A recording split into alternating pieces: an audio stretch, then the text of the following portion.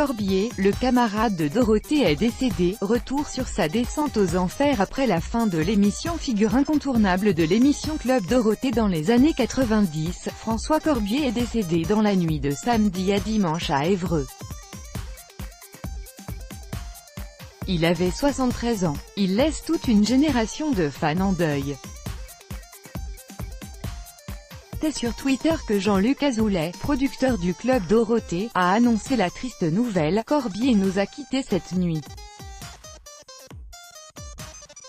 Qu'il repose en paix au paradis des poètes. Pensez à Douné, à Willy. Alain Roux, plus connu sous le pseudonyme de François Corbier, était musicien, auteur et compositeur. Il fut avant tout un des principaux visages de la bande de Dorothée dans le programme Jeunesse Culte diffusé sur TF1. Né le 17 octobre 1944 à Paris, Corbier avait fait ses débuts de chansonnier dans les années 70 en se produisant dans de nombreux cabarets parisiens.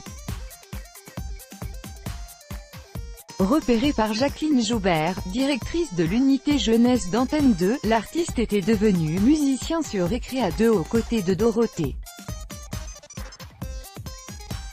En 1987, il avait suivi l'animatrice afin de participer au Club Dorothée. Le début d'un succès retentissant qui lui permit de devenir l'une des icônes des plus jeunes, grâce notamment à la mini-série Pas de pitié pour les croissants. En 1996, il quitta le Club Dorothée afin de se consacrer à sa carrière de chanteur. Le début d'un gros passage à vide. J'ai connu une dizaine d'années de galères et j'ai failli finir clochard, avait-il confié à nos confrères de France Dimanche. J'ai arrêté volontairement parce que je ne voulais pas que les gens me détestent. Je recevais des bouteilles sur le coin de la tête, avouait-il en 2017. Le poète trublion a vécu une véritable traversée du désert, redescendu aussi rapidement dans l'anonymat qu'il était parvenu de manière fulgurante à la notoriété. Je suis devenu ce que les médias ont fait de moi, c'est-à-dire rien, racontait-il encore sur Europe 1 en août 2016. Je ne peux pas en vouloir aux gens, ils ne savent que ça de moi.